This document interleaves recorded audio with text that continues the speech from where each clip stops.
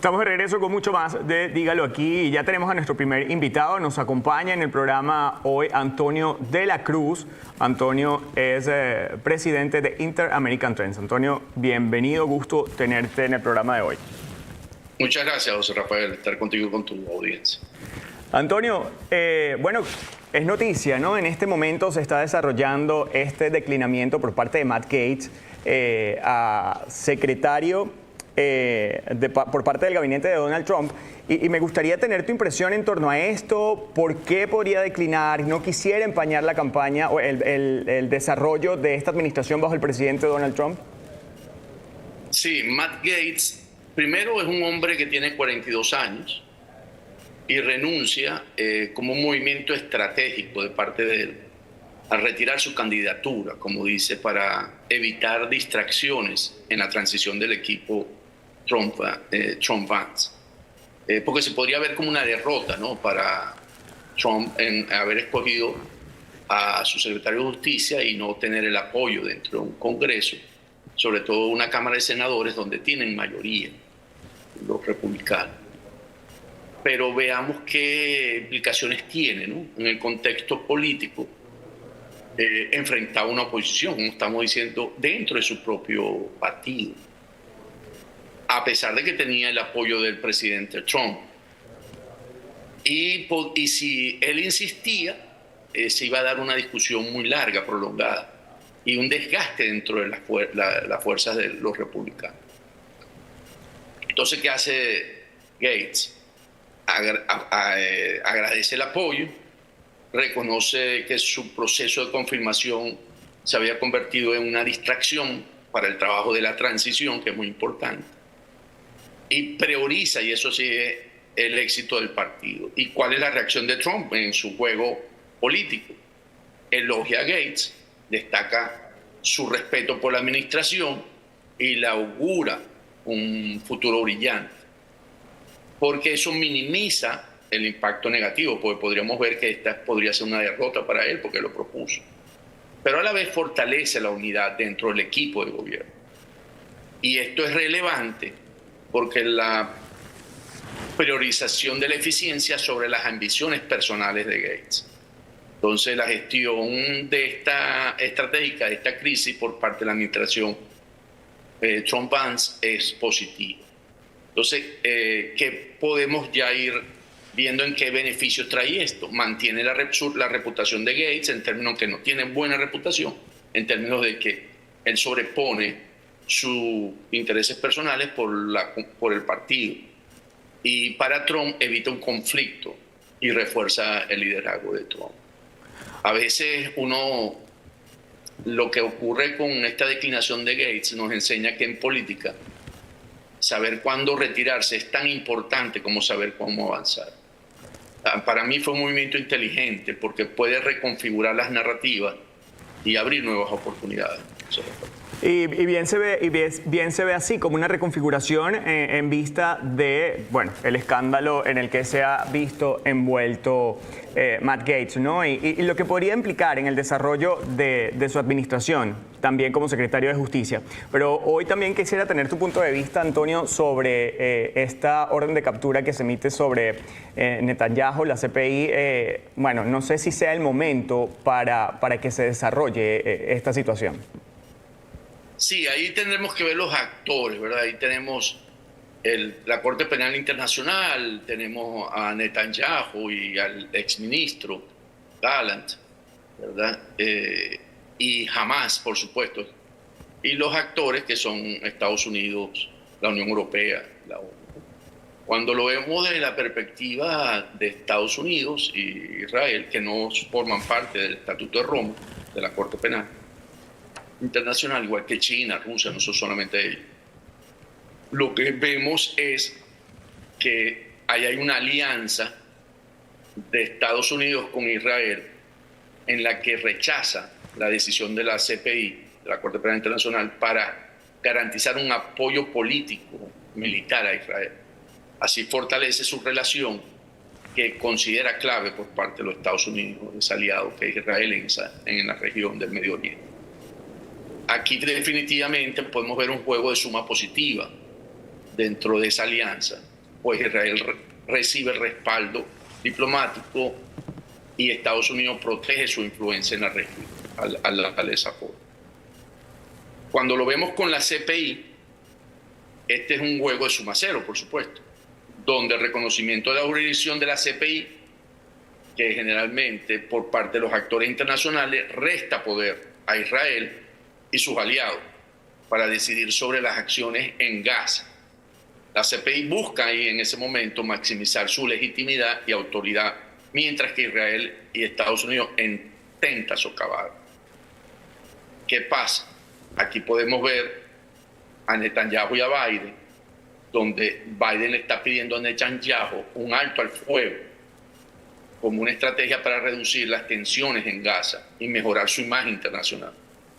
Aquí hay una negociación, por supuesto, donde ambos, tanto Netanyahu como Biden, buscan concesiones. Estados Unidos puede usar su apoyo contra la CPI como una moneda de cambio para presionar por un alto al fuego.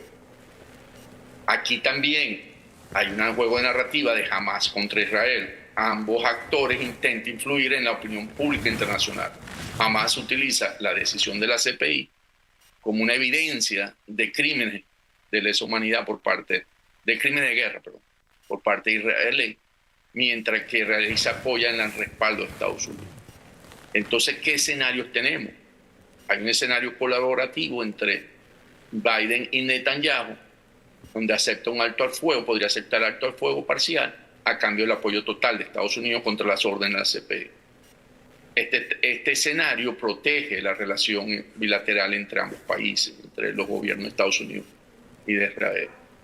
Pero también podemos ver un conflicto entre la CPI y Estados Unidos, porque la CPI insiste en su jurisdicción y algunos países europeos podrían apoyar esa decisión, como lo hemos visto donde ha habido grandes manifestaciones, Francia, algunos países. Pero Estados Unidos lidera una coalición para deslegitimar la acción de la CPI, debilitando su autoridad. Entonces, veremos el escalamiento internacional si Hamás y otros países utilizan la decisión de la CPI como una victoria simbólica. La presión diplomática sobre Israel aumentaría, lo que podría derivar en una respuesta más contundente de Estados Unidos y sus aliados. Definitivamente, como una conclusión, la decisión de la CPI pone en marcha un juego de varios niveles de consecuencias legales, diplomáticas y políticas. Antonio. Estados Unidos, actuando como un aliado clave de Israel, utiliza su poder para proteger los intereses estratégicos y limitar el alcance de la CPI. Dime.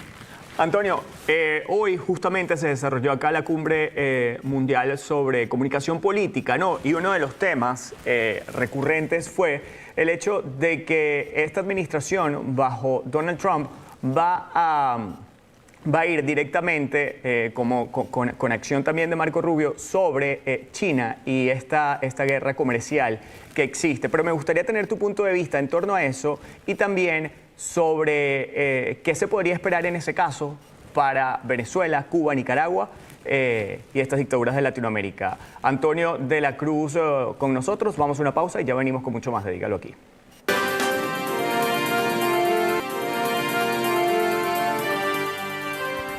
Estamos de regreso con mucho más de Dígalo Aquí. Antonio de la Cruz nos acompaña. Antonio, justo hablábamos en el bloque anterior, dejaba la apertura para conversar sobre lo que se podría esperar en torno a lo que es esta guerra comercial entre Estados Unidos y China, y en torno a eso, en qué papel, ¿no? O en qué punto quedaría Latinoamérica y las dictaduras, ¿no? Porque si bien también se ha dejado saber que Marco Rubio podría ser el milagro que finalmente se espera, que es acabar con la dictadura de Venezuela y Cuba. Después revisamos la palabra milagro, fíjate. La relación China o Xi Jinping y Donald Trump, China-Estados Unidos. Hay una cita que uso de Kissinger, de Henry Kissinger, que fue secretario de Estado en la época de Nixon. Esta es una cita que él dijo en el 2018, donde dijo que Donald Trump podría ser una de esas figuras que irrumpen en el panorama político muy de vez en cuando. Marca el final de una era y ponen el mundo patas arriba sin ser muy conscientes de ello y a veces casi por accidente. ¿Qué quiere decir? Estamos ante un futuro presidente que es impredecible y que este sería su último mandato. Y es un último mandato en la que yo lo coloco de 2 años. O sea, tiene 4, pero su futuro se va a jugar en 2 años. Porque si él no logra las metas que planteó en su campaña, va a perder los partes del Congreso que se reeligen en ese momento. O la Cámara Baja o la Cámara Alta. Y a partir de ahí, como todos sabemos, en este momento él tiene mayoría en las 2 cámaras y puede avanzar la agenda que él quiere implantar, que se conoce como MAGA, Make America Great Again. En esa agenda, él busca el proteccionismo, el nacionalismo, los valores de la familia, la parte de la parte de Estados Unidos como una potencia interna, hacer que los procesos productivos regresen a la manufactura de Estados Unidos. Y también tiene la parte de la reducción, o sea, las tarifas. La estrategia con China en esa guerra fría nueva comercial va a ser con las tarifas. Sin embargo, eso está en el discurso. Y Trump es un hombre que en ese sentido actúa de acuerdo a lo que ofrece políticamente. Pero él tiene miembros de su equipo que tienen las fábricas en Estados Unidos. Elon Musk, que es uno de sus grandes asesores y sus grandes amigos en este momento, tiene la parte de Tesla, una parte de la fábrica en Shanghai.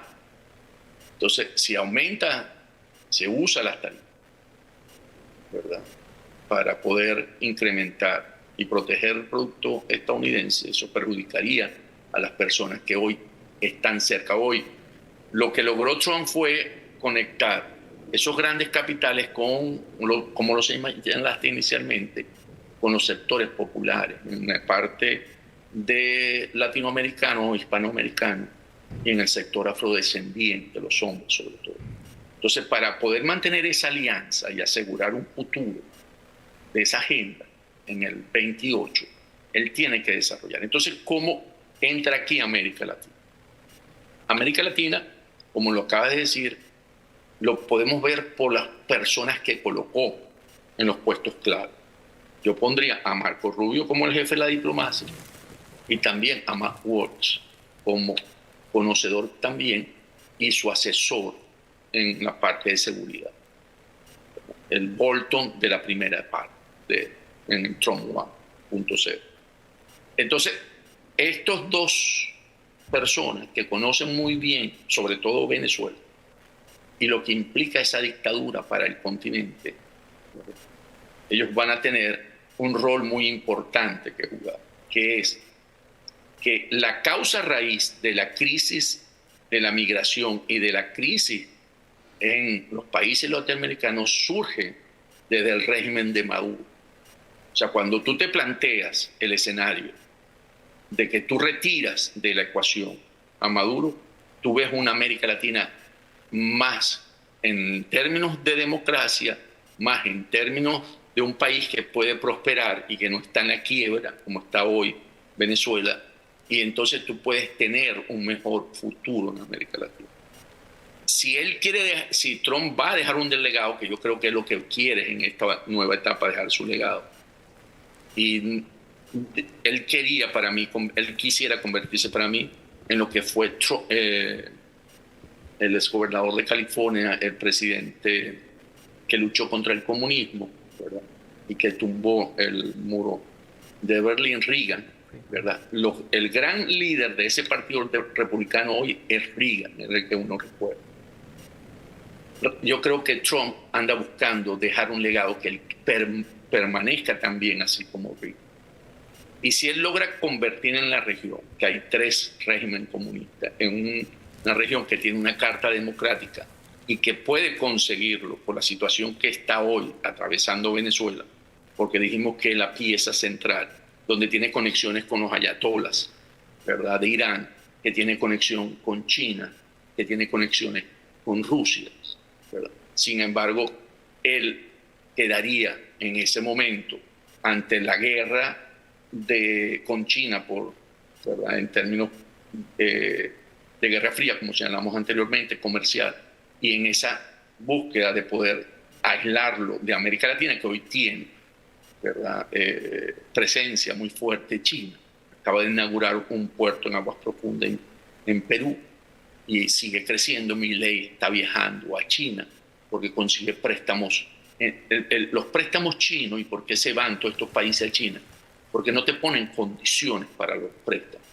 Por eso Chávez, cuando estuvo en su gobierno, él se endeudó con China y China le daba el dinero que quería a cambio de petróleo. China le dio a Venezuela $60.000 millones que es parte del plan para poder relanzar a Venezuela hoy, sin pedirle nada. Tú le pides esa plata al Fondo Monetario Internacional y te pide un programa de ajuste. Entonces, esas son las ventajas que hoy China presenta para la región. Eso es una amenaza definitivamente para el proyecto de Trump, porque China tiene un proyecto de que el 2030 es el líder del mundo, mientras que Trump tiene una agenda 2028, que es cuando se le acaba su periodo, de tener una América grande otra vez, Make America Great. Y a la vez todos compiten como objetivos con la agenda de la ONU, los objetivos 2030. Entonces tenemos todo esto andando. Yo entiendo la pregunta sobre Rubio. Rubio tiene un gran rol en esto porque conoce de primera mano lo que son las dictaduras, al ser un descendiente de cubano, exiliado cubano. Y conoce muy bien Venezuela. Y Watts también. Y yo creo que vamos a ver realmente en esta nueva administración una búsqueda que en Venezuela regrese a la democracia. No debemos tener duda de eso. Y todas las narrativas que están apareciendo de que si Trump se va a poner y a negociar con Maduro son narrativas de esa parte, tanto aquí en Estados Unidos como en Venezuela, que buscan seguir con Maduro como una opción dentro para favorecerse los negocios que en Venezuela se hacen porque no son negocios transparentes, trabajan en la parte opaca de las leyes. Entonces yo creo que estamos en un momento, y eso es lo importante que ocurrió, que esta semana la administración Biden reconoció a Edmundo González Urrutia como presidente electo, porque esta presión tiene que surgir en este momento para llevar a Maduro a una posición en la que entienda que el quedarse en Miraflores, los costos van a ser mucho más altos que el negociar en este momento. Antonio, ya no me queda tiempo, pero me gustaría preguntarte rápidamente, a ver si me lo puedes responder en unos pocos segundos. No, ¿de quién depende el futuro de Venezuela? Depende de esto que se está, de esta esperanza que hay sobre Marco Rubio, María Corina, Edmundo. ¿De quién depende el futuro de Venezuela hoy? El futuro de Venezuela depende de nosotros, los venezolanos, tanto adentro como afuera. Los dos. O sea, las fuerzas democráticas tienen dos ejércitos. Un ejército que votó internamente el 28 de julio y demostró que podía ganar, de 8 millones, ¿verdad? Y un ejército que está afuera, que son de 8 millones también, los venezolanos, en la que hay que ejercer toda la presión para que el mundo entienda y reconozca que tiene que haber un cambio en Venezuela. Y te voy a poner un ejemplo rápido de lo de afuera, que es los palestinos, o Hamas, perdón, no los palestinos, han levantado una causa con menos gente en el exterior que nosotros, casi con cero.